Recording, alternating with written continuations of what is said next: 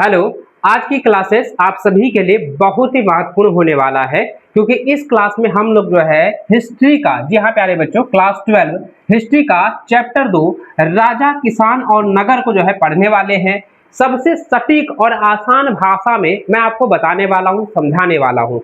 हर एक टॉपिक पर हम लोग डिस्कस करेंगे, क्योंकि मैंने पहले भी कहा था प्यारे बच्चों कि टॉपिक को पढ़ना, टॉपिक को समझना बहुत ही ज्यादा जरूरी है। सिर्फ आप क्वेश्चन आंसर को रट रहे हैं, सिर्फ ऑब्जेक्टिव आप पढ़ रहे हैं, तो इससे आपका काम नहीं चलेगा। आपको क्या करना होगा कि चैप्टर के जितने भी टॉपिक हैं, चैप्टर को पूरी तरीके से आप लोगों को जो है दिमाग में बैठा लेना है। हर एक टॉपिक को अच्छे से आप लोगों को समझ कर जाना है, क्योंकि देखिए एग्जाम में आप जाओगे, अगर बीच से सवाल दे रहा है तो आप जो है क्वेश्चन आंसर जो रट कर गए हो, तो उससे आप क्या करोगे, आप जो है क्वेश्चन आंसर तक ही सीमित रह जाओगे। टॉपिक से निकाल दिया क्वेश्चन और पूछ दे तो भैया आप जो है आप फंस जाओगे। इसलिए प्यारे बच्चों, हर एक टॉपिक को समझना आप सभी के लिए बहुत ज्यादा जरूरी है। आज की क्लासेस में आप सभी को शुरू से लेकर अंत तक बने रहना है, और हर एक टॉपिक को जो है डिस्कस करेंगे उसको आप लोग बारीकी से सुनना है, समझना है। और कहीं पे भी आपको डाउट नजर आता है तो आप बेहिचक जो है कमेंट बॉक्स में या लाइव क्लास देख रहे हैं उसमें आप लोग जो है अपना जो है डाउट जरूर पूछ लीजिएगा। नहीं तो प्यारे बच्चों, अब लाइव क्लास में आप नहीं जुड़ पाते हैं, रिकॉर्ड क्लास में आप लोग जो है जुड़ते हैं, तो आप क्या करेंगे, व्हाट्सएप नंबर जो मैंने शेयर किया हुआ है, व्हाट्सएप नंबर मैंने आपको जो है शेयर किया हुआ है 9709887920। आप इस व्हाट्सएप नंबर पर जो है डायरेक्ट जो है मैसेज कर सकते हैं, या व्हाट्सएप के जरिए जो है आप हमसे डायरेक्ट जो है कॉल पर भी बात कर सकते हैं। बहुत सारे बच्चे ये भी कहते हैं कि सर कॉल तो करते हैं सर, आप रिसीव नहीं करते हैं। तो प्यारे बच्चों, क्लासेस बहुत ज्यादा होने की वजह से जो है हम काफी बिजी शेड्यूल में रहते हैं, और जिसके कारण से आपका जो है कॉल हम रिसीव नहीं कर पाते हैं। और मैं आपको यहाँ पे गारंटी देता हूँ कि आप जो व्हाट्सएप पर जो है मैसेज करोगे उसका जो है 100% आप लोगों को रिप्लाई दिया जाएगा, है ना। अगर हम फ्री रहते हैं तो आपको जो है आपका जो कॉल आएगा वो हम रिसीव करके आपसे जो है डायरेक्टली बात कर लेंगे, ठीक है। तो अपने सभी दोस्तों के साथ सबसे पहले प्यारे बच्चों इस क्लासेस को आप शेयर कर देना है। और जो भी बच्चे अभी तक एबीसी कोचिंग एप्लीकेशन को डाउनलोड नहीं किया है, तो सबसे पहले आप क्या करेंगे, आप जो है प्ले स्टोर पर जाकर के जो है एबीसी कोचिंग, है ना, तो एबीसी कोचिंग एप्लीकेशन को आप लोग जो है सबसे पहले डाउनलोड कर लीजिए। और आप लोगों का जो क्लास 12 का जो बैच है, आर्ट्स वालों का परिश्रम बैच है और साइंस वालों का संकल्प बैच है, उसमें आप लोगों को ज्वाइन कर लेना है। क्योंकि प्यारे बच्चों, अभी भी समय है, आप अपने रिजल्ट को बेहतर बना सकते हैं, अपनी तैयारी को एक नई उड़ान दे सकते हैं, नई दिशा दे सकते हैं। क्योंकि बहुत सारे बच्चे अभी भी घबराए हुए हैं, बहुत सारे बच्चे का लगातार जो कॉल आता है, कुछ बच्चों का हम रिसीव कर पाते हैं, एक ही सवाल होता है कि सर डर लग रहा है, तैयारी नहीं हो पा रहा है। भाई आप लोग डरिए नहीं, तैयारी बेहतर तरीके से हम लोग जो है करा रहे हैं, और बेहतर तरीके से एकदम पूरी अच्छे से अलग आसान भाषा से सटीक तरीका से आप लोगों को बता रहे हैं, ताकि एग्जाम में एक भी सवाल अगर टॉपिक वाइज पूछ दे, कहीं से भी सवाल आपको घुमा करके भी पूछेगा ना, तो आप जो है उसको 100% जो है बना करके आओगे, चाहे वो आपका सब्जेक्टिव रहे या ऑब्जेक्टिव रहे, है ना। तो अपने दोस्तों के साथ भी सबसे पहले इसे शेयर कर दीजिए, और बैच में जो है सभी दोस्तों को कहिए कि जुड़ जाए, है ना। क्योंकि देखिए क्लासेस जो होगी प्यारे बच्चों, यूट्यूब पर जो है कुछ ही क्लासेस आप लोगों को प्रोवाइड किया जा रहा है, यानी एप्लीकेशन पर जो है पूरा प्रॉपर तरीके से क्लासेस आप लोगों को मिल रहा होगा, वहां पे पीडीएफ भी आप लोगों को शेयर करवा दिया जा रहा है। तो इसलिए बच्चों एप्लीकेशन पे आप लोगों को जुड़ना बहुत ज्यादा जरूरी है। देखिए बच्चों, आज की जो क्लासेस होने वाला है, आज की जो क्लास होने वाला है, क्लास जो है होगा जो चैप्टर 2 है, राजा, किसान और नगर। सबसे पहले आप ध्यान में रखिएगा प्यारे बच्चों, इस चैप्टर से बहुत सारे क्वेश्चन आपका जो है डायरेक्ट बोर्ड एग्जाम में देखने को मिलता है, चाहे आपका सब्जेक्टिव एग्जाम्स हो या आपका ऑब्जेक्टिव एग्जाम्स हो। आप किसी भी स्टेट बोर्ड की परीक्षा देना चाह रहे हैं या देने वाले हैं, आप प्यारे बच्चों झारखंड बोर्ड से हैं, यूपी बोर्ड से हैं, बिहार बोर्ड से हैं, एमपी बोर्ड से, यानी कि आप सेंट्रल बोर्ड से भी है ना, तो आपका देखिएगा इस चैप्टर से एकदम भर भर के जो है सवाल आप लोगों को देखने को मिलता है, ऑब्जेक्टिव में भी और सब्जेक्टिव में। तो सबसे पहले आप ध्यान में रखिएगा कि जो चैप्टर है राजा, किसान और नगर, यह जो पूरी तरीके से ये पाठ है, ये अध्याय जो है वो 600 ईसा पूर्व से लेकर 600 ईस्वी तक के राजनीतिक और आर्थिक इतिहास पर केंद्रित है। और इसके अंतर्गत जो है कुछ जो है टॉपिक पर हम लोग डिस्कस करने वाले हैं, और ऐसे ऐसे टॉपिक मैं आपको बताने वाला हूं क्योंकि वो डायरेक्ट टॉपिक से जो है एग्जाम में सवाल दिया जाता है।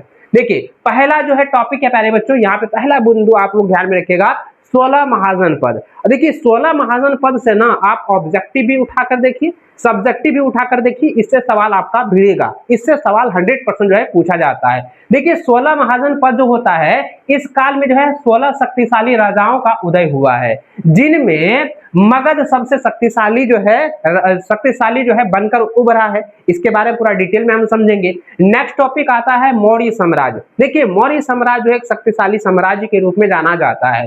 चंद्रगुप्त मौर्य द्वारा जो है यह साम्राज्य को स्थापित किया गया है। मौर्य साम्राज्य का जो है नाम रखा गया है, और इस साम्राज्य में यह खास करके जो है अशोक के धर्म और अभिलेखों के बारे में विस्तार से बताया गया है। देखिए मौर्य साम्राज्य में अशोक जो राजा है, अशोक सम्राट जो है, ये जो है धर्म भी परिवर्तन करते हैं, है ना। ये जो है युद्ध लड़ने के लिए जाते हैं, और वहां पे ये देखते हैं कि बहुत सारे लोग जो है उसकी जो है मृत्यु हो रही है, बहुत सारे लोग जो है युद्ध में मर रहे हैं। तो इसके मन में ये जो है सवाल आता है, ये मतलब एक ऐसा कह सकते हैं कि कल्पना आता है कि नहीं भाई जो है युद्ध करना नहीं चाहिए, है ना, तो एकदम शांति स्वभाव रहना चाहिए। तो उसके अंदर भी जो है काफी बड़े बदलाव होते हैं, जो कि आगे हम लोग पढ़ेंगे। और अशोक जो है धर्म की रास्ता में चलने लगते हैं, और अशोक के द्वारा जो है, अशोक सम्राट के द्वारा प्यारे बच्चों क्या होता है कि धर्म का विस्तार भी किया जाता है ना। ये पूरी चीजें हम लोग डिटेल में जो है आगे टॉपिक वाइज जो है चैप्टर में हम लोग पढ़ने वाले हैं। नेक्स्ट टॉपिक आता है अभिलेख शास्त्र के बारे में। देखिए अभिलेख शास्त्र का मतलब ये हो गया कि अभिलेखों का ज्ञान या अभिलेखों का अध्ययन करना ही अभिलेख शास्त्र को कहा जाता है। याद रखिएगा प्यारे बच्चों की जेम्स प्रिंसेप द्वारा जो है ब्राह्मी लिपि, जो कि ब्राह्मणी लिपि है, ब्राह्मणी और जो है खरोष्टी लिपियों को पढ़ने की जो है सफलता और जो है इतिहास लेखन में इसका महत्वपूर्ण योगदान रहा है। देखिए सबसे पहले समझिएगा कि ब्राह्मणी जो लिपि है ना, ब्राह्मणी जो लिपि है, इसको जो है कोई अभी तक नहीं पढ़ पाया है। पहला इंसान है जेम्स प्रिंसेप, जिसके द्वारा ब्राह्मणी लिपि को जो है पढ़ा गया है, समझा गया है, और खरोष्टी जो लिपि है उसको भी पढ़ा और समझा गया है। देखिए ब्राह्मणी जो लिपि होता है ना, वह जो है बाएं से दाएं की ओर लिखा जाता है, लेकिन खरोष्टी जो लिपि होता है ये जस्ट जो है ब्राह्मणी लिपि से जो है अपोजिट होता है, उल्टा होता है। ये जो है क्या होता है, दाएं से बाएं की ओर लिखा जाता है। जैसे हम हिंदी इधर से लिखते हैं, तो ये जो होता है खरोष्टी जो होता है उल्टा होता है। यानी जैसे कह सकते हैं उर्दू हो गया, है ना, उर्दू शब्द आप जानते होंगे, उर्दू जो लिखा जाता है वो जो है हिंदी के जस्ट अपोजिट लिखा जाता है, उल्टा लिखा जाता है, उसी में जो है खरोष्टी लिपि के अंतर्गत आता है, ठीक है। और अगला टॉपिक आता है प्यारे बच्चों राजधर्म के नए सिद्धांत, जो कि दक्षिण के चोल, चेर और पांड्य राजाओं यानी कि पांडव राजाओं के साथ साथ जो है कुषाण शासकों द्वारा खुद को जो है देवपुत्र जो है घोषित करना, इस टॉपिक के बारे में हम लोग समझेंगे। नेक्स्ट टॉपिक आता है कृषि और व्यापार के बारे में, जो कि उपज बढ़ाने के लिए नए नए तरीके का जो है प्रयोग करते हैं, जैसे कि हल का प्रयोग करना, मशीनरी चीज का प्रयोग करना, है ना, सिक्कों का आहत सिक्के के माध्यम से जो है व्यापार का विस्तार होना, इसके बारे में हम लोग इस चैप्टर में पूरी डिटेल में जो है पढ़ने वाले हैं। प्यारे बच्चों अपने दोस्तों के साथ जो है फटाफट से शेयर कर दीजिएगा, है ना। चैप्टर की ओर जाने से पहले जो मैंने टॉपिक बताया इसको आप लोग जो है कॉपी में अच्छे से नोट करते जाइएगा। चैप्टर की ओर जाने से पहले आप सभी के सामने एक मोटिवेशनल लाइन है कि मुश्किलों से भाग जाना आसान होता है, हर पहलू जिंदगी का इम्तिहान होता है। मुश्किलों से भाग जाना आसान होता है, हर पहलू जिंदगी का इम्तिहान होता है।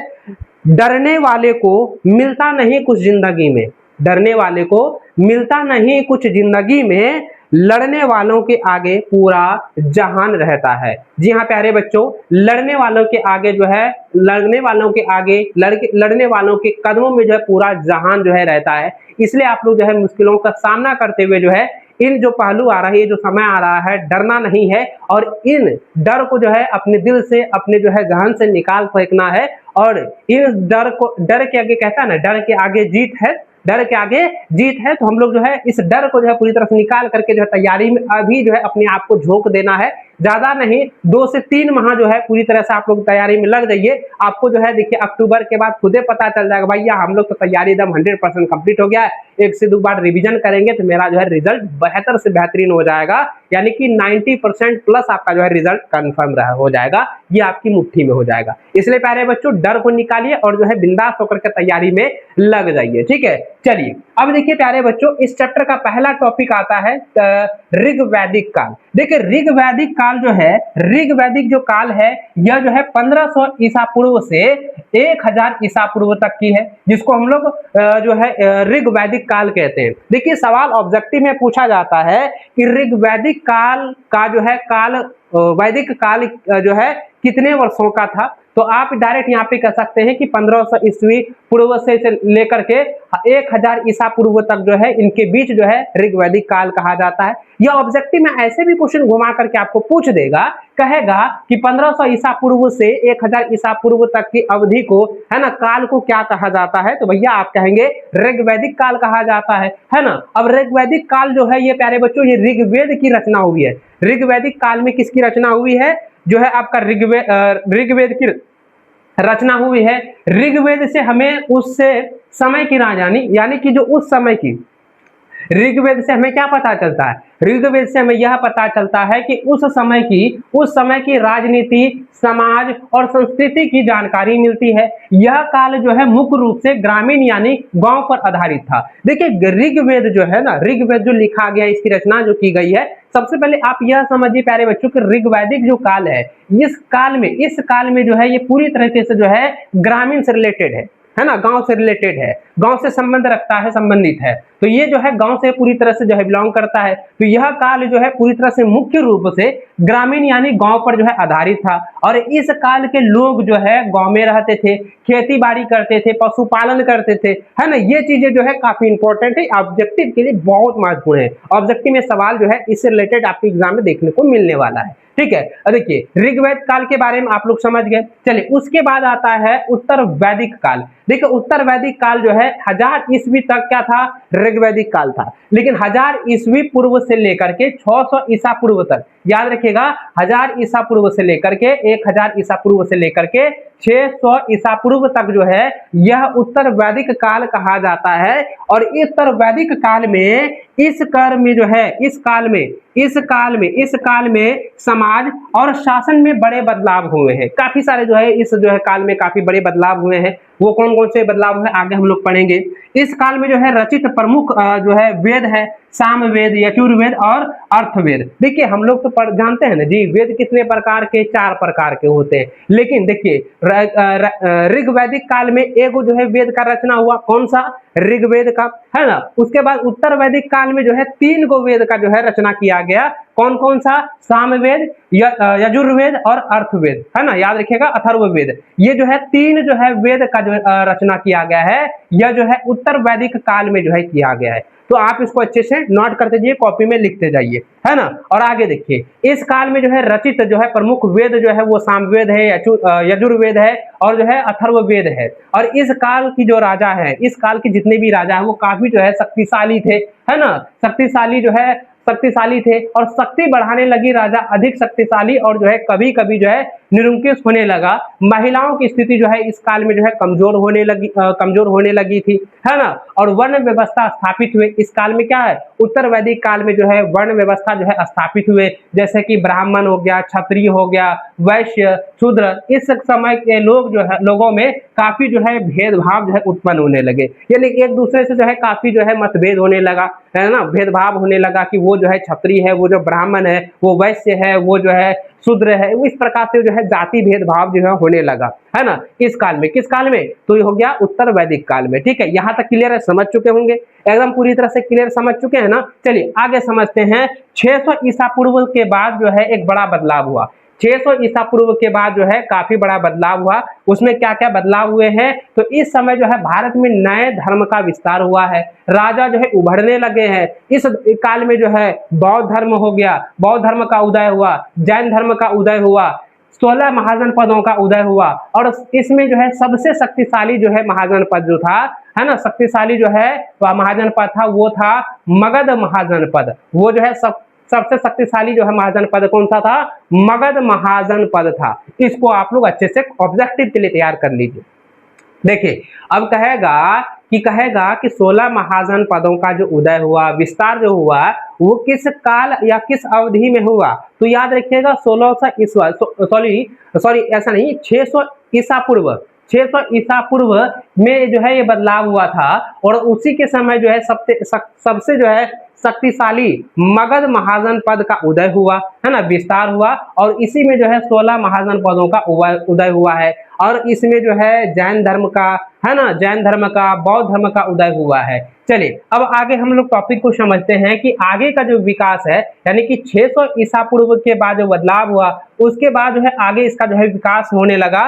विकास में याद रखिएगा मगध जो महाजन पद है वो आगे चल करके सबसे जो है ताकतवर जो है राज्य बना, और इसी क्षेत्र में 321 ईसा पूर्व में जो है मौर्य साम्राज्य की जो है स्थापना होगी। यानी प्यारे बच्चों 600 ईसा पूर्व के बाद, 600 ईसा पूर्व के बाद जो है ये काफी बड़ा बदलाव होने लगा, राजा जो है शक्तिशाली होने लगे, है ना, 16 महाजन पदों का जो है विस्तार हुआ। इसमें सबसे शक्तिशाली जो महाजन पद था वो था मगध महाजन पद। और उसके बाद बच्चों ये जो है आपको याद रखना है कि मौर्य समाज की स्थापना कब किया गया, तो याद रखिएगा मौर्य समाज की स्थापना, मौर्य, याद रखिएगा मौर्य समाज, है ना, मौर्य साम्राज्य हो जाएगा, मौर्य साम्राज्य की स्थापना, मौर्य साम्राज्य की स्थापना, मौर्य साम्राज्य की स्थापना अगर सवाल पूछेगा तो आपको याद रखना है 321 ईसा पूर्व, 321 ईसा पूर्व में जो है मौर्य साम्राज्य की स्थापना की गई है। इसको आप लोग कॉपी में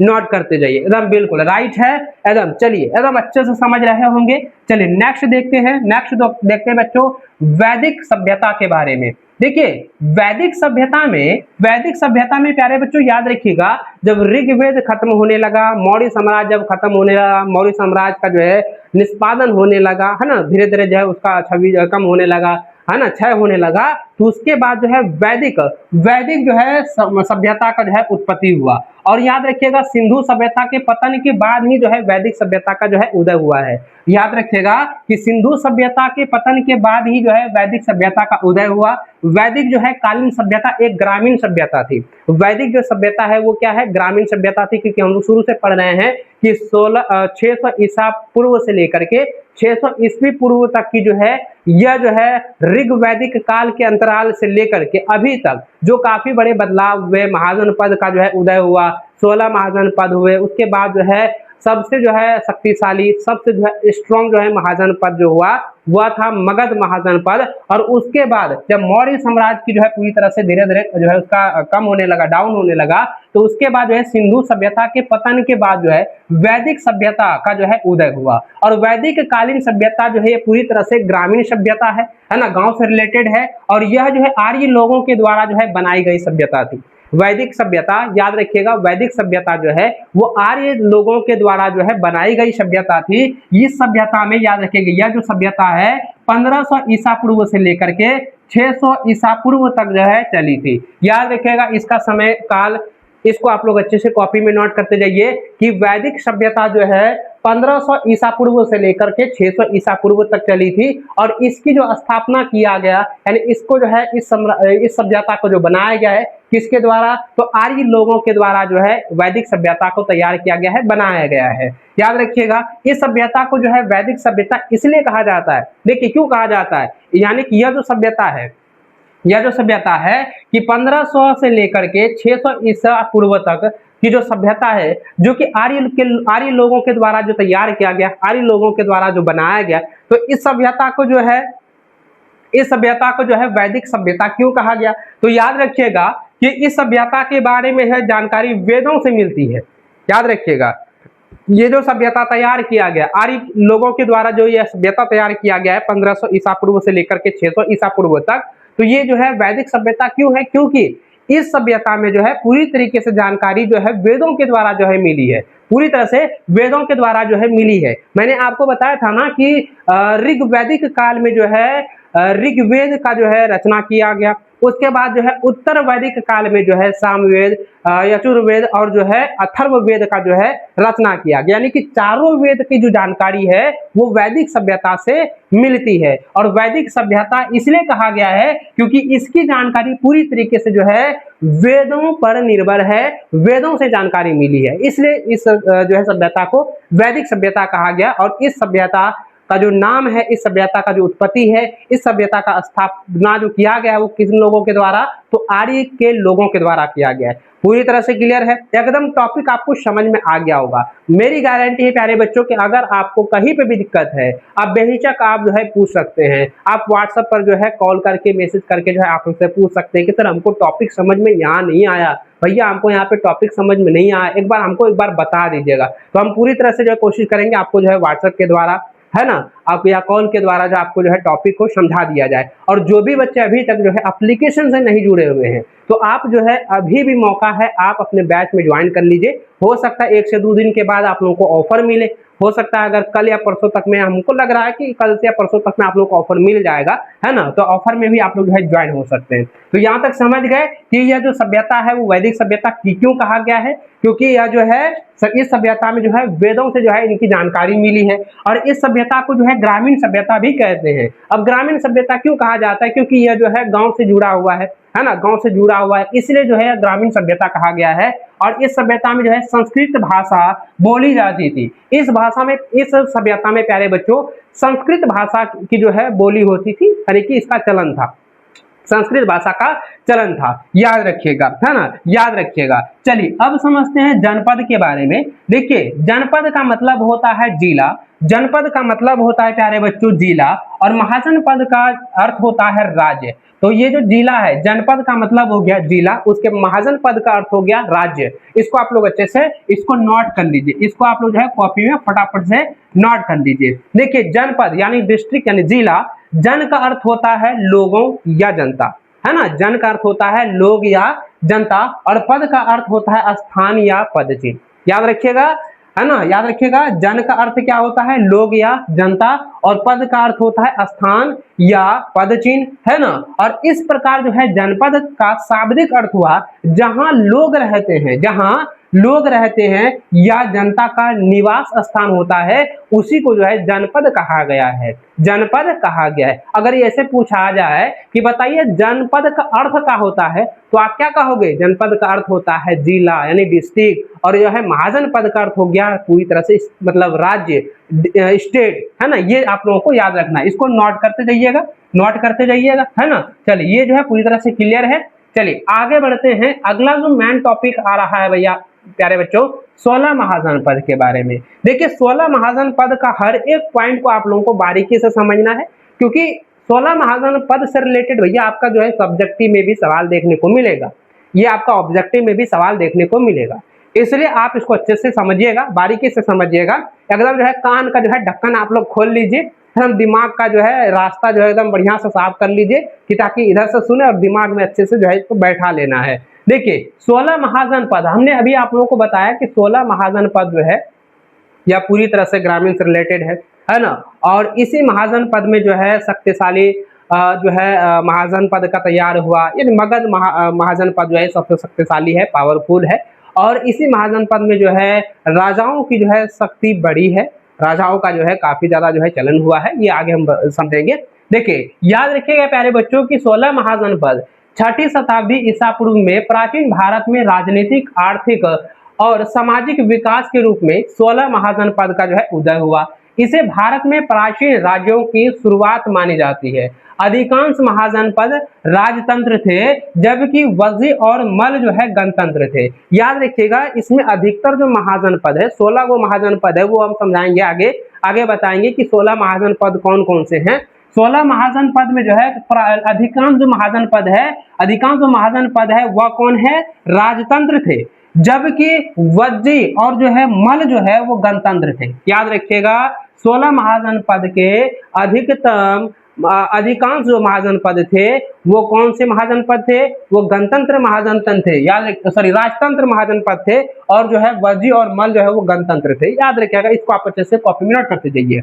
इस समय जो है कुछ महत्वपूर्ण जो है बदलाव हुए हैं, बदलाव हुए हैं, कुछ बदलाव हुए हैं कि लोहे का उपयोग जो है शुरू हुआ, लोहे का जो है उपयोग जो है शुरू हुआ, जिससे जो है खेती और हथियार जो है बनाने में मदद मिली। यानी कि लोहे से जो है खेती का मतलब हो गया, जैसे हल जो चलता है वो उसका जो है फार होता है, हल में जो फार लगा होता है बहुत सारे बच्चे तो हल भी नहीं देखे होंगे, हम लोग देखे हैं, हम लोग खेत में जोताई भी किए हैं हल बैल से, है ना। तो उसमें जो एक फार लगा होता था, जो लकड़ी का जो बना होता था हल, उसमें एक छोटा सा जो है फार लगा होता था, है ना, नोकीला फार लगा होता था, जो कि लोहे से बनाया जाता था, लोहे का उपयोग उसमें रहता था। तो याद रखिएगा कि लोहे का उपयोग जो है शुरू हुआ, जिससे जो है खेती और हथियार जो है बनाने में मदद मिली, और सिक्का का चलन जो है शुरू हुआ 16 महाजनपदों में, जो काफी बदलाव जो हुए हैं, इसी में जो है 16 महाजनपदों में ही सिक्का का जो है चलन शुरू हुआ, जिससे जो है व्यापार जो है आसान होने लगा।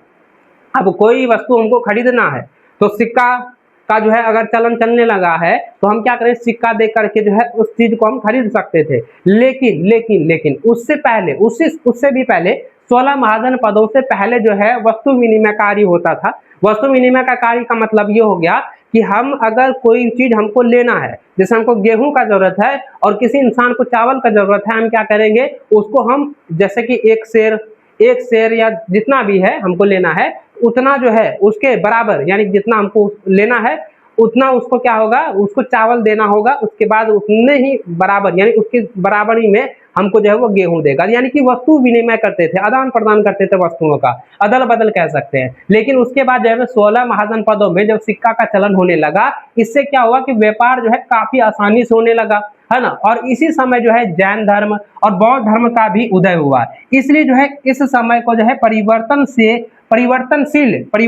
याद रखिएगा, परिवर्तनशील काल भी माना जाता है। याद रखिएगा प्यारे बच्चों कि 16 महाजन पद का जो काल है उसको जो है परिवर्तनशील काल भी कहा गया है। और इसी काल में जो है, इसी समय जो है जैन धर्म और बौद्ध धर्म का भी उदय हुआ है। याद रखिएगा, इसी समय जैन धर्म और बौद्ध धर्म का भी उदय हुआ, इसलिए इस समय को जो है परिवर्तनशील काल भी माना जाता है ना। तो इन 16 महाजन पदों का सबसे पहले उल्लेख बौद्ध ग्रंथ यानी कि अंगुत्तर निकाय तथा जैन ग्रंथ भगवती सूत्र से मिलता है। 16 महाजन पदों का सबसे पहले जो उल्लेख है, इसका जो उल्लेख किया गया है बौद्ध धर्म में जो है अंगुत्तर निकाय, और जैन धर्म में जैन ग्रंथ में, याद रखिएगा धर्म नहीं होगा, ग्रंथ है, सॉरी, है ना। तो याद रखिएगा कि 16 महाजन पदों का जो है सबसे पहले उल्लेख जो है बौद्ध ग्रंथ में अंगुत्तर निकाय के द्वारा, है ना, और जैन ग्रंथ में जो है भगवती सूत्र से मिलता है। तो 16 महाजन पद के बारे में ये सारे चीज आप लोग जो है समझ गए होंगे।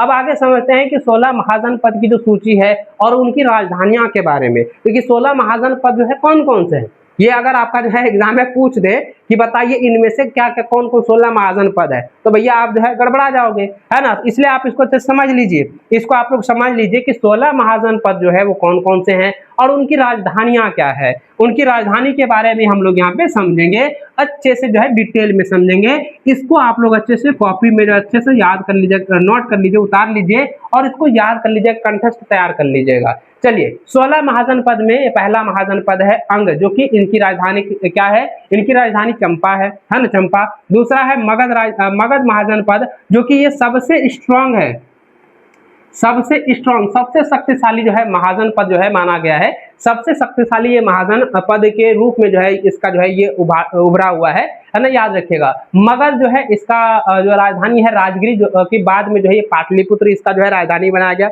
आगे हम लोग पढ़ेंगे, ये पूरा जो है 16 महाजन पद के बारे में समझेंगे। उसके बाद है काशी महाजन पद, जिसका राजधानी है वाराणसी।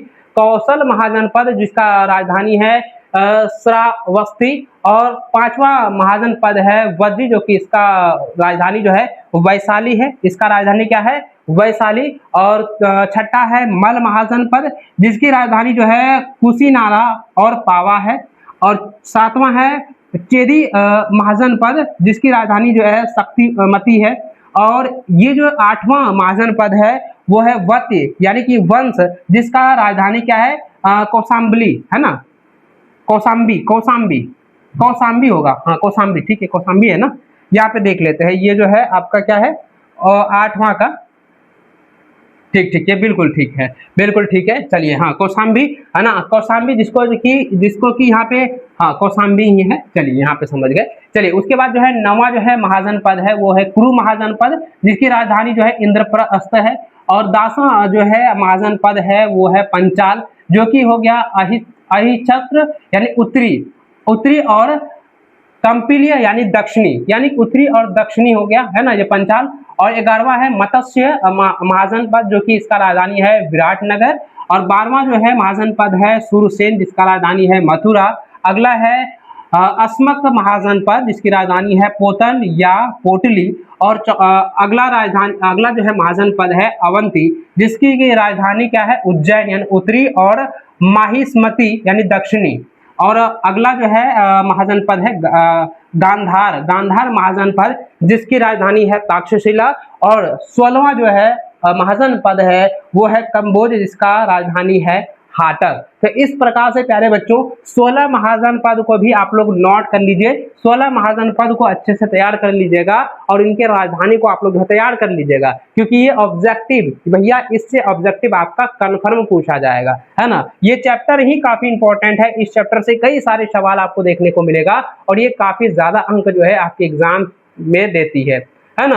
ये भाई इसका जो है तैयार कर ही लेना, है ना। सोचोगे कि हम नहीं करेंगे तो फिर गड़बड़ हो जाएगा, है ना। देखिए उनकी राजधानी के बारे में हमने बताया, राजधानी के 16 महाजनपद जो है उनके राजधानी के बारे में हम लोग डिस्कस कर चुके हैं, है ना। तो उसकी राजधानी जो मैंने अभी बताया कम्बोज का हो गया, राजपुरा, गांधार का हो गया, तक्षशिला, कुरु का हो जाएगा हस्तिनापुर, इंद्रप्रस्थ या जो है इकुस्ना, है ना। सुरसैन का होता है मथुरा, पंचाल का अक्षते या जो है कामिल्य, है ना। मत्स्य क्या हो जाएगा विराटनगर। ये सारे जो है ये है महाजनपद है, 16 महाजनपद है, उनकी राजधानियां है। इसका भी हम लोग फोटो जो है आप लोगों को, ये जो फिगर है ना वो हम आप लोगों को जो है व्हाट्सएप ग्रुप में पहले भी शेयर किए हुए थे और बोले थे इसको आप लोग तैयार कर लीजिएगा, रख लीजिएगा।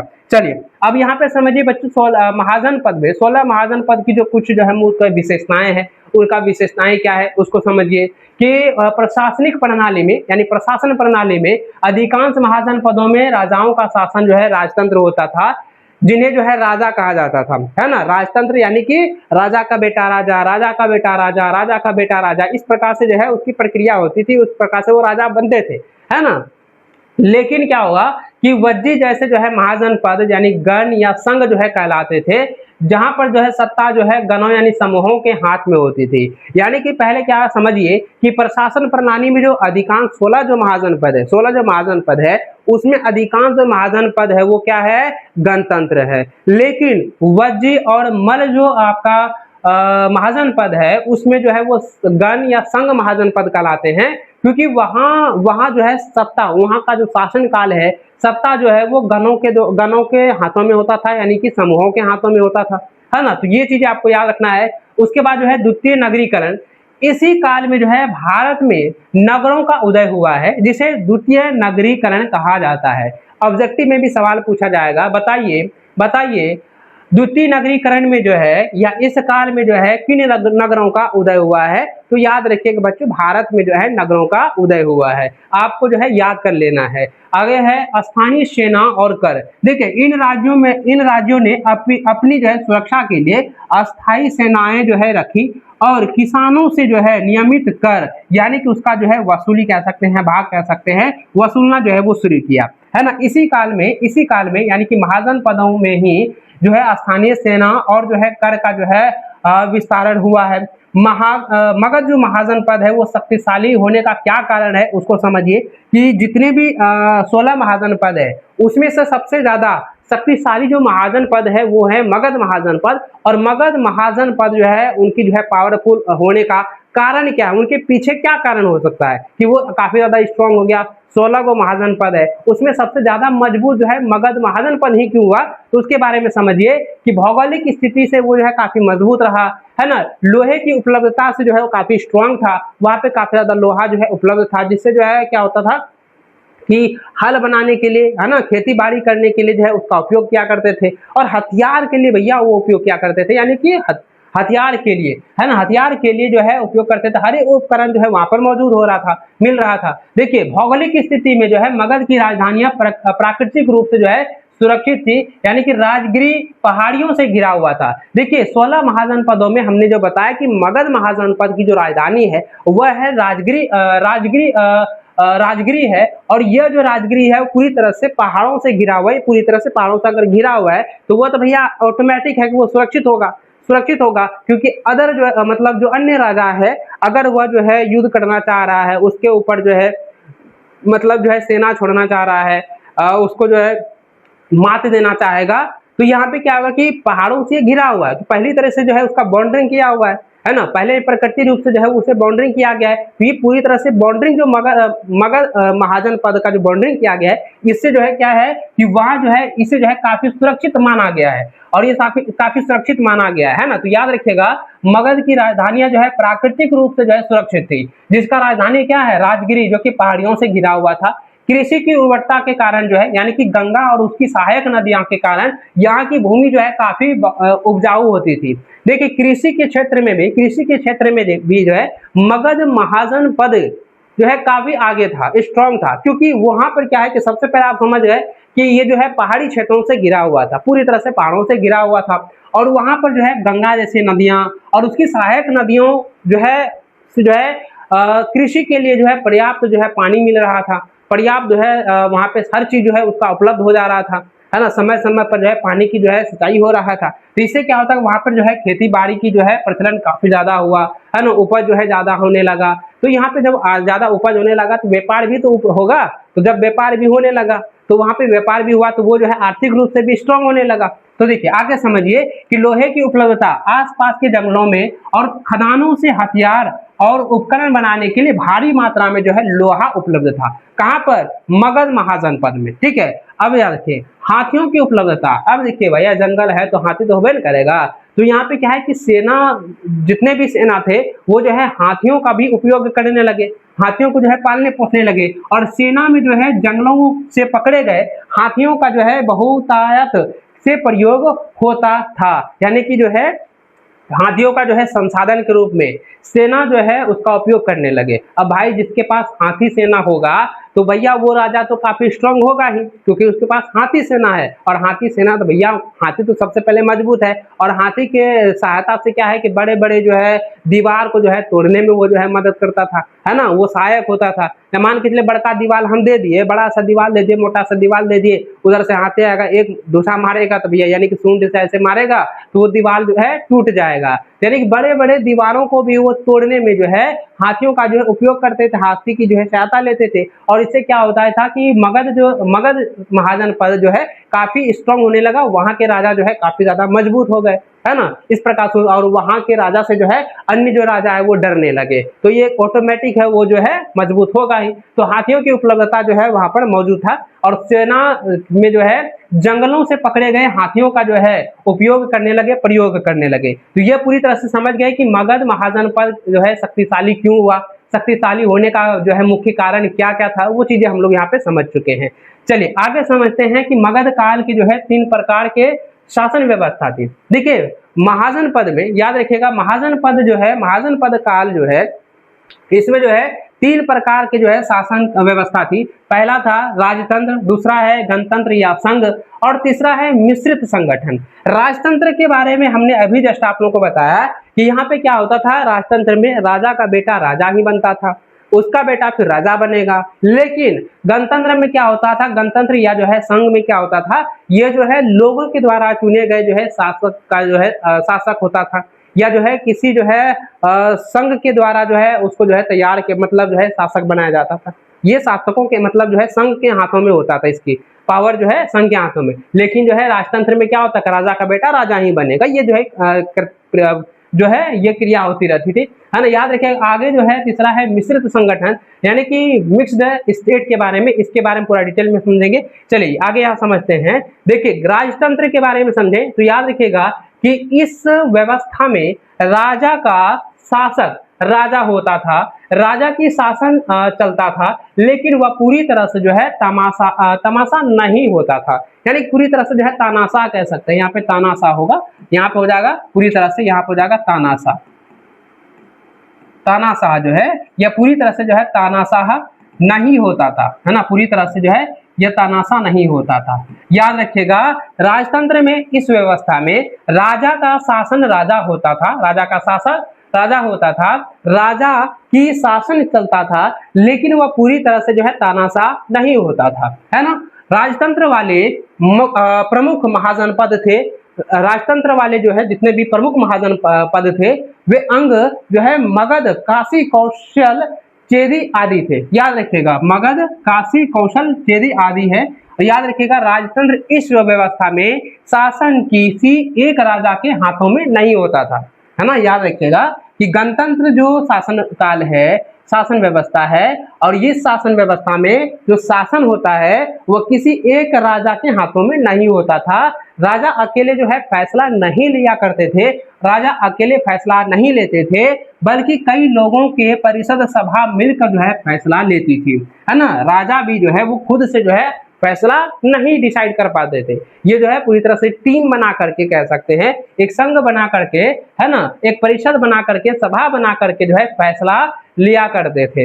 याद रखिएगा 1903 ईस्वी में इतिहासकार रीज डेविड ने भारत में गणराज्यों के बारे में जानकारी दी है। तो कब दी है? देखिए 1903 ईस्वी में इतिहासकार, 1903 ईस्वी में जो इतिहासकार है, इतिहासकार कौन है? रीज डेविड ने जो है भारत में गणराज्यों के बारे में जानकारी दी है। इसको आप लोग नोट कर लीजिए, कॉपी में इसको आप लोग उतार लीजिए, है ना, अच्छे से नोट कर लीजिएगा एकदम स्टार दे करके। चलिए ये जो है राजतंत्र के बारे में समझ गए। चलिए अब समझते हैं गणतंत्र के बारे में। देखिए संघ को गण भी कहा जाता है, संघ को गण भी कहा जाता है। बाजी संघ में 8 राज्य जो है शामिल थे।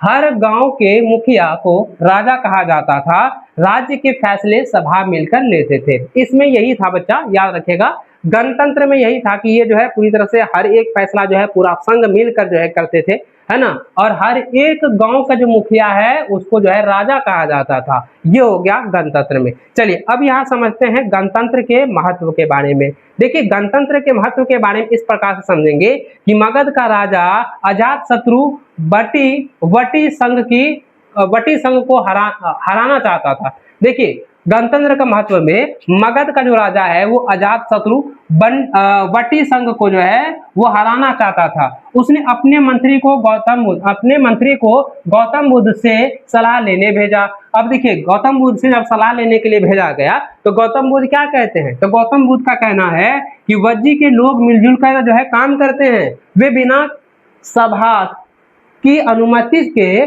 कोई भी नियम नहीं बनाते हैं, वे अपने नियमों का पालन करते हैं, इसलिए उन्हें हराना जो है काफी मुश्किल होगा, काफी कठिन होगा। देखिए यहाँ पे जो है गणतंत्र में मगध का जो राजा है वो अजातशत्रु, और वह जो है वटी संघ को वो हराना चाहता है। अब वटी संघ को हराने के लिए ये राजा क्या करते हैं? अपनी मंत्री को जो है गौतम बुद्ध के पास वो भेजता है, और गौतम बुद्ध जो है जैसे मंत्री को देखते हैं तो मंत्री को कहते हैं कि देखो वज्जी का जो लोग है ना वो मिलजुल कर रहते हैं, अपना नियम जो है वो खुद तैयार नहीं करते, वो संघ के द्वारा जो है नियम कानून बनाते हैं, है ना। और वे अपने नियमों को जो है काफी जो है एकदम जो है डटे रहते हैं, अपने नियमों को जो है वो पालन करते हैं, इसलिए उन्हें हराना यानी कि वटी संघ को जो हराना है ये काफी मुश्किल होगा, उसको आप हरा नहीं पाओगे। उन्होंने किसने कहा? तो ये जो है बुद्ध ने कहा। और इसके बाद जो है मंत्री जो है वर्ष कार्य में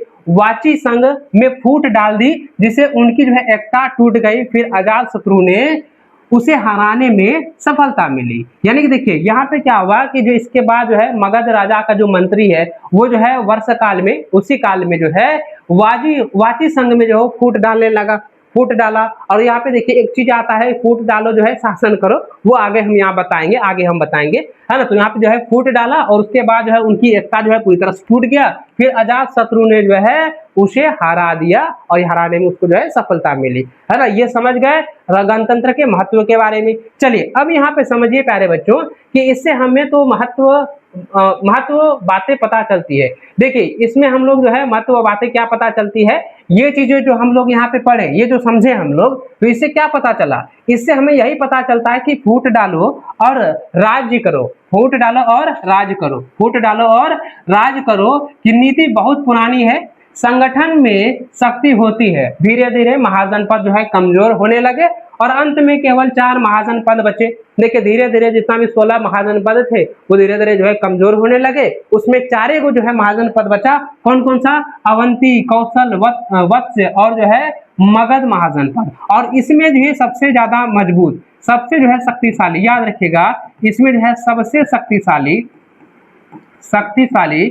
है ना, शक्तिशाली जो है महाजनपद कौन से थे? तो ये था मगध, याद रखिएगा, ये था मगध महाजनपद, मगध महाजनपद याद रखिएगा। ये जो है मगध महाजनपद जो है वो सबसे शक्तिशाली महाजनपद के रूप में उभरा है ना। इसको आप लोग अच्छे से नोट कीजिए, इसको याद कर लीजिएगा, ठीक है। चलिए, ये चीजें आप लोग समझ चुके हैं कि फूट डालो और राज्य करो की नीति जो है सबसे पुरानी जो है नीति है ना। अगर मात्र राज्य करना है, शासन करना है, तो क्या करना होगा? फूट डाल देना है कि इधर उधर आपस में लड़ते रहे, उसके बाद जो है अपना काम निकल जाएगा, है ना। चलिए आगे देखिए, आगे समझते हैं कुलीन तंत्र के बारे में। कुलीन तंत्र के बारे में तो प्यारे बच्चों आप ध्यान से समझें। देखिए, इस व्यवस्था में जो है शासन पूरी जनता के पास नहीं होता था, बल्कि एक खास कुल यानी कि परिवार के लोगों के हाथ में होता था। उदाहरण के तौर पे समझे कि वैशाली जो है वो जो है तिलछवी कुल के हाथों में जो है इसका पूरा जो है शासन रहता था, है ना। उसके बाद कपिल वस्तु जो है साकी कुल के जो है हाथों में होता था।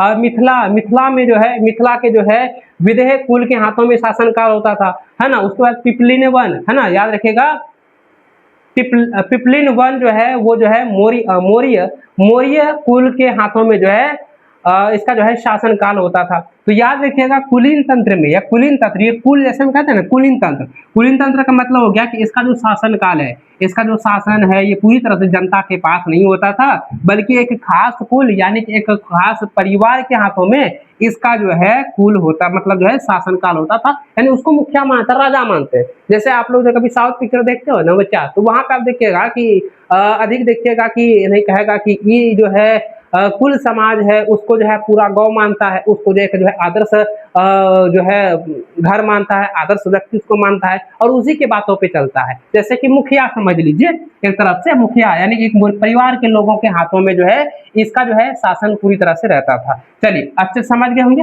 चलिए आगे बढ़ते प्यारे बच्चों। और इसका जिन बच्चों का जो है पीडीएफ नहीं मिला है, इसका पीडीएफ आप लोगों के साथ जो है शेयर करवा दिया जाएगा, इसलिए टेंशन मत लीजिए, है ना, इसलिए टेंशन नहीं लेना है। एकदम इसका पीडीएफ भी आप लोगों के साथ साझा किया जाएगा, एकदम साझा किया जाएगा, है ना। चलिए अब आगे समझते हैं मगध महाजनपद यानी कि मगध साम्राज्य के बारे में। देखिए, हमने जस्ट अभी बताया कि मगध महाजनपद जो है ये काफी ज्यादा स्ट्रॉन्ग महाजनपद रहा है और ये जो है हारी वंश है। और इसका जो सबसे बड़ा मतलब पहले राजा था वो बिम्बिसार है, वो आगे हम लोग यहाँ पे समझेंगे। याद रखिएगा, बिम्बिसार हारी वंश, है ना, बिम्बिसार हारी वंश के राजा है जो कि मगध साम्राज्य के राजा है। और यह जो है 554 ईसा पूर्व से लेकर 491 ईसा पूर्व तक जो है इसका शासन काल रहा है। मगध साम्राज्य की स्थापना राजा बिम्बिसार ने 544 ईसा पूर्व में की थी। देखिए, अब सवाल यहाँ पे एक ऑब्जेक्टिव में आ रहा है, ऑब्जेक्टिव निकल के आ रहा है कि बताइए कि मगध साम्राज्य की स्थापना जो है किसने किया और कब की। तो आप यहाँ पे क्या कहोगे, इसका ऑब्जेक्टिव सवाल निकल के आ रहा है कि इसका आंसर यही बताओगे कि मगध साम्राज्य की जो स्थापना है वो राजा बिम्बिसार ने किया है। कब किया है? तो 544 ईसा पूर्व में जो है इन्होंने स्थापना किया। वह जब जो है 15 वर्ष की उम्र में ही था तो वह जो है गद्दी पर बैठ गया। वहां जो है गौतम बुद्ध का जो है समाकलीन था। उन्होंने कई जनजातियों और क्षेत्र को एक साथ जो है मिलकर मगध राज्य की जो स्थापना की। ऐसा कहा जाता है कि उसने जो है लगभग जो है 80,000 गांवों को मिलाकर जो है यह साम्राज्य बनाया था। और इसने पहले जो है गिरिवर्ज एवं बाद में जो है राजगिरी को जो है अपनी जो है राजधानी बनाया। राजा बिम्बिसार ने ही 544 ईसा पूर्व में जो है मगध साम्राज्य की स्थापना किया।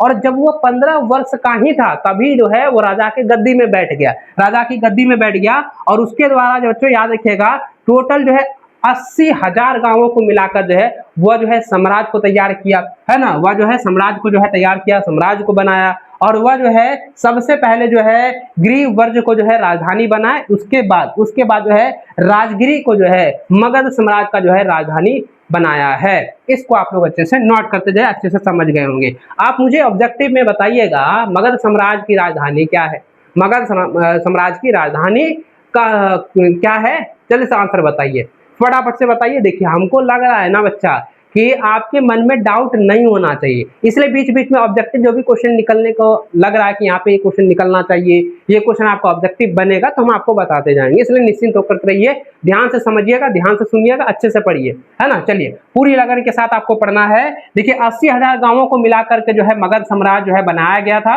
और उसने जो है किसने, यानी कि यह राजा बिम्बिसार जो है 544 ईस्वी में जो मगध साम्राज्य तैयार किया, उसने जो है मगध साम्राज्य की राजधानी जो है ग्रीवर्ज जो है राजधानी बनाया। उसके बाद में जो है राजगिरी को जो है अपनी राजधानी बनाया, है ना, किसका, मगध साम्राज्य का, है ना। आगे देखिए कौशल राज्य की पुत्री कौशल देवी लिच्छवी शासक चेतन की पुत्री चलना एवं मध्य प्रदेश की राजकुमारी खेमा के साथ है उन्होंने विवाह किया। किसने, बिम्बिसार ने अपने जो है राज को मजबूत बनाने के लिए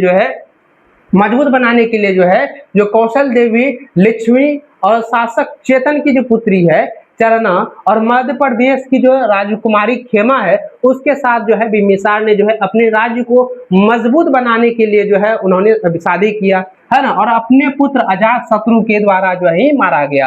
अजातशत्रु जो है वो राजा बिम्बिसार का ही पुत्र है, और राजा बिम्बिसार का पुत्र ने ही अपने पिता को जो है मारा है, हत्या किया है, यानी कि कह सकते हैं मारा, है ना।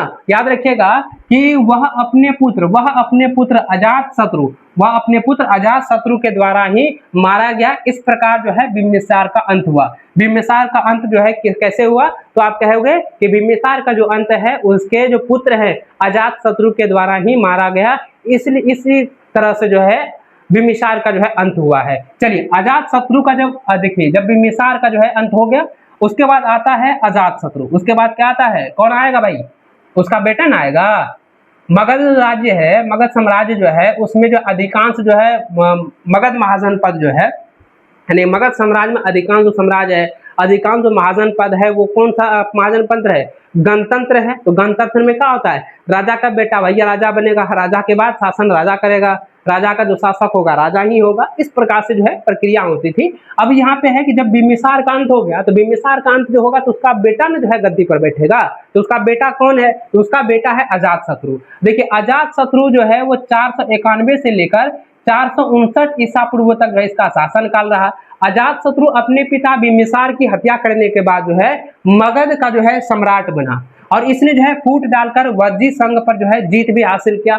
मैंने अभी कहा कि फूट डालो और राज्य करो की भी जो है नीति जो है सबसे पुरानी है ना। और यही नीति को जो है वो अजातशत्रु ने अपनाया, और जो है अजातशत्रु ने जो है वज्जी संघ पर जो है जीत हासिल करने के लिए जो है फूट डालो नीति को जो है अपनाया, और फूट डाल के जो है इस पर जो है युद्ध लड़ा। और उन्होंने जो है रथ मूसल एवं महाशिला कंटक नामक हथियारों का जो है प्रयोग भी किया।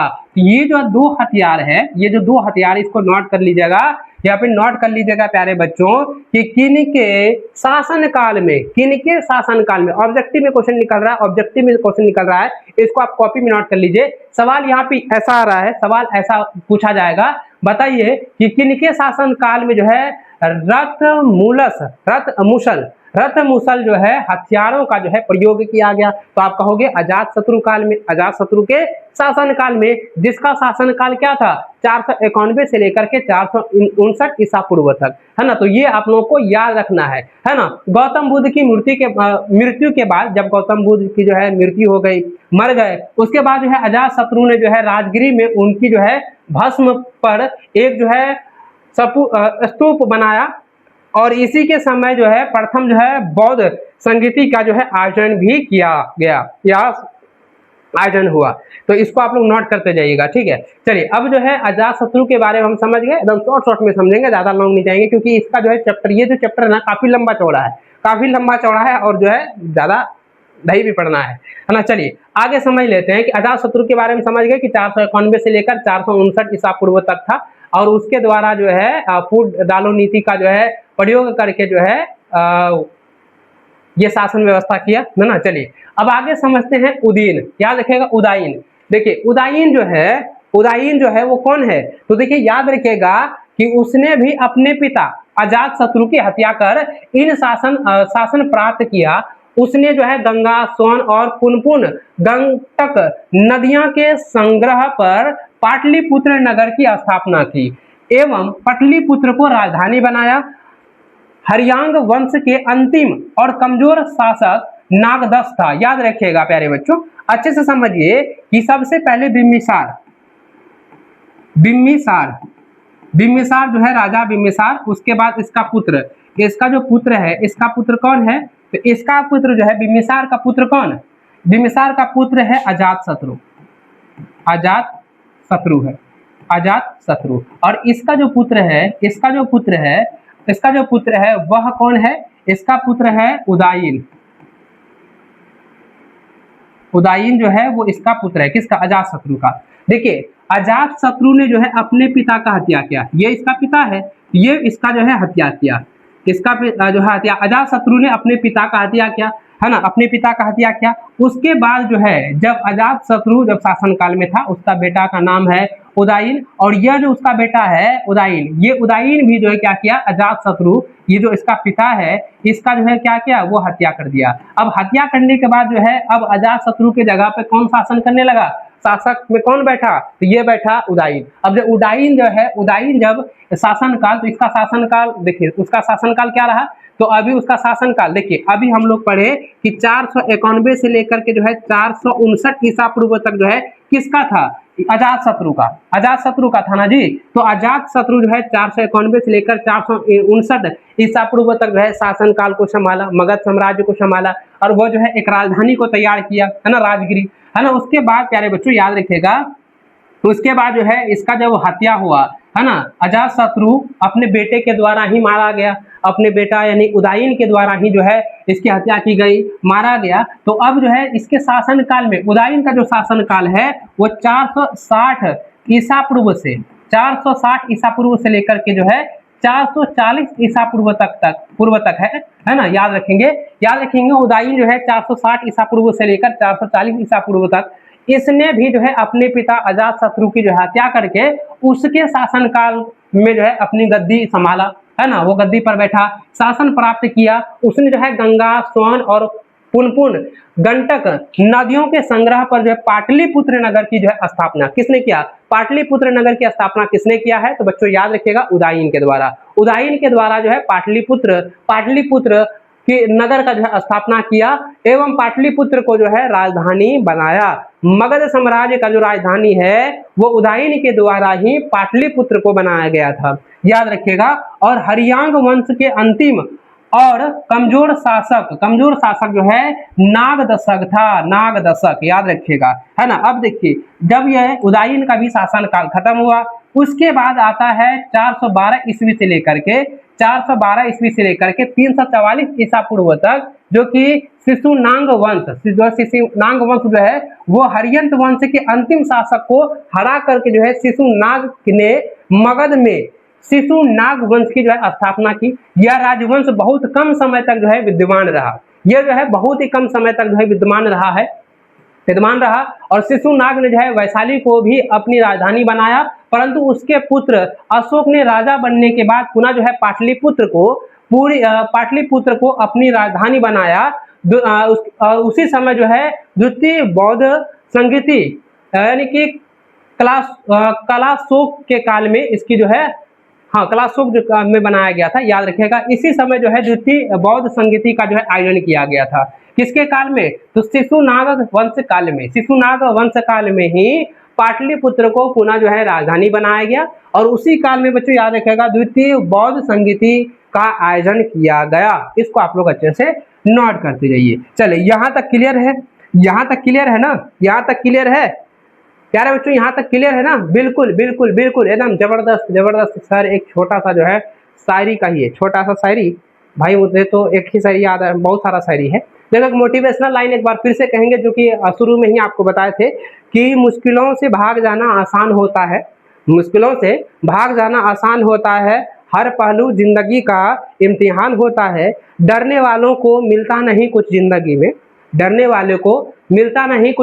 में, लड़ने वालों के कदमों में पूरा जहान होता है। तो आपको जो है लड़ करके जो है आगे बढ़ना है, अपनी मुश्किलों को सामना करते हुए, हर एक मुश्किलों का जो है सामना करते हुए, उनको जो है पीछे धकेलते हुए जो है अपनी तैयारी को बेहतर तरीके से आगे बढ़ाना है। देखो आप लोगों के मन में एक डर सा बना हुआ है कि सर बहुत सारा सब्जेक्ट है, 5-5 को सब्जेक्ट है, सिलेबस कवर होगा या नहीं होगा। तो भाई साहब हम आपको यही कहते हैं, मेरे जितने भी छोटे भाई बहन हैं, हम आप सभी को यही कहेंगे कि आपका भैया अभी यहाँ पे मौजूद है, आपके भैया के हाथों में छोड़ दीजिए, है ना। आपको बस इतना ही करना है कि आपको तैयारी जो है पूरी लगन के साथ करते जाना है, और हम पूरी लगन के साथ, पूरी ईमानदारी के साथ आपको पढ़ा रहे हैं, पूरी ईमानदारी के साथ जो है डेली आप लोग क्लास दे रहे हैं। और इससे क्या होगा कि आप लोग मेहनत करोगे ना, हमें काफी खुशी होगी। देखिए हम लोग जितना मेहनत कर रहे हैं उसके पीछे आप लोगों का हाथ कह सकते हैं कि बहुत ज़्यादा है, क्योंकि आप लोगों का प्यार सपोर्ट इस तरह से बना हुआ है। और आप लोगों का एप्लीकेशन पे देख रहे हैं कि आप लोग लगातार मैसेज भी करते हैं कि भैया यहाँ पे समझिए। जब देखते हैं कि बहुत सारे बच्चे कहते हैं सर यहाँ पे समझिए, हमको खुशी होता है कि नहीं बच्चा पढ़ रहा है, तभी तो डाउट हो रहा है। और जो बच्चा पढ़ नहीं करेगा तो उसके मन में क्या डाउट होगा। तो यहाँ पे बच्चा पढ़ रहा है तो हमको काफी ज्यादा खुशी होता है, और हर एक चीजों को बारीकी से समझाने की पूरी कोशिश करते हैं ताकि जो है आगे चल के आप लोगों को दिक्कत ना हो, है ना। चलिए अब देखिए यहाँ पे जो है उसके बाद आता है जब द्वितीय बौद्ध संगति, जो कि आपका शिशुनाग वंश जो है खत्म हुआ, और उसी काल में जो है द्वितीय बौद्ध संगति का आयोजन जो है किया गया। देखिए उसके बाद आता है बच्चों नंद वंश जो कि 344 ईसा पूर्व से लेकर 323 ईसा पूर्व तक है, इसका शासनकाल है। नंद वंश जो है यह जो है माप अच्छा माँ पद्मानंद ने शिशुनाग वंश का जो है अंत करके, यानी उसकी हत्या करके, उसको हरा करके मगध में जो है नंद वंश की जो है स्थापना किया। और नंद वंश का सबसे जो है प्रसिद्ध और अंतिम राज धनानंद था। याद रखिएगा ये जो है धनानंद जो है ना, ये इसको जो है याद रखिएगा, प्रथम चक्रवर्ती सम्राट महाजनपद नंद जो कि संस्थापक है, नंद राजवंश का संस्थापक है ना। ये जो है कह सकते हैं नंद राजवंश साम्राज्य का स्थापना उन्होंने ही किया।